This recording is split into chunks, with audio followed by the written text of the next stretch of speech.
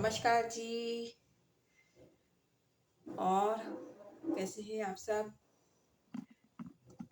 आज एक बात याद आ गई कि शुक्र किए जा तू मालिक का, शुक्र किए जा तू मालिक का, शुक्राना ही भक्ति है।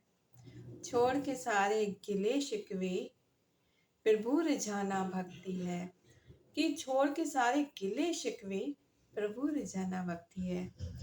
तो बुराइयों को छोड़ दो, गिले शिकवे छोड़ दो।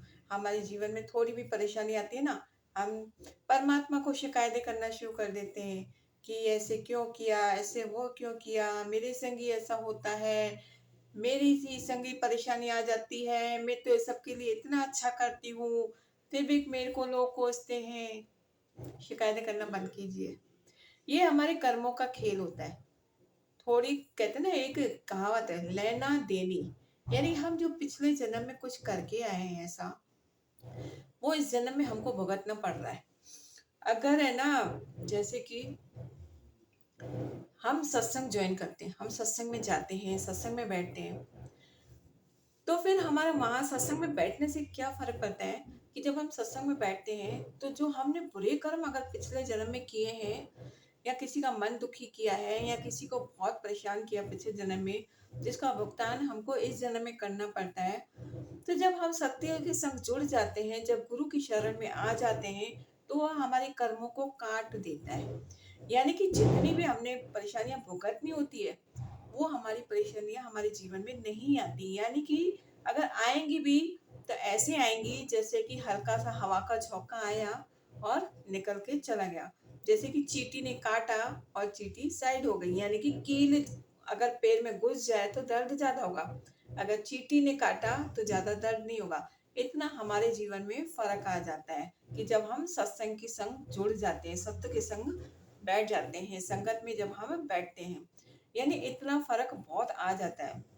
तो हमको गुरु की शरण में बैठना है, गुरु की जो बातें आती हैं वो हमने अपने जीवन में डालना है। और लेकिन हाँ, जब अगर हम सत्संग में बैठते हैं तो पता है क्या होता है, जब हम सत्संग में बैठते हैं तो हम इधर उधर की बातों से बिल्कुल फ्री रहते हैं।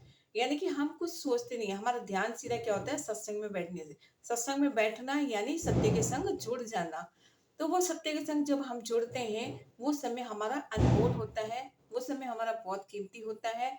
तो आप इस सत्य के संग जुड़े रहिए, इस कीमती समय से जुड़े रहिए, ताकि ये हमारा जो जन्म है वो सुवेला हो जाए, और जो सत्संग में बैठते हैं वो समय हमारा कीमती हो जाए, वो अनमोल हो जाए।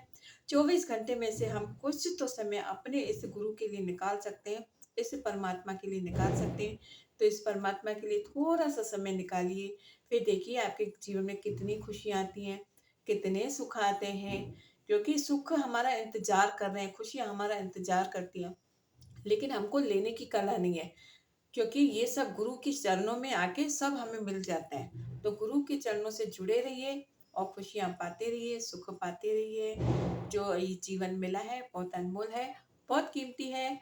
इसीलिए आप इसको हमेशा परमात्मा को अपना समय दीजिए। अगर हम इनको समय देते हैं, ये हमें पूरा जीवन दान देता है, पूरा जीवन खुशियों भरा दे देता है। क्योंकि ये हमारी कोई भी चीज रखता नहीं, कई गुना बढ़कर हमें परमात्मा देता है। तो इसीलिए जो समय मिला है, कुछ परमात्मा के लिए हमने रखना है जी।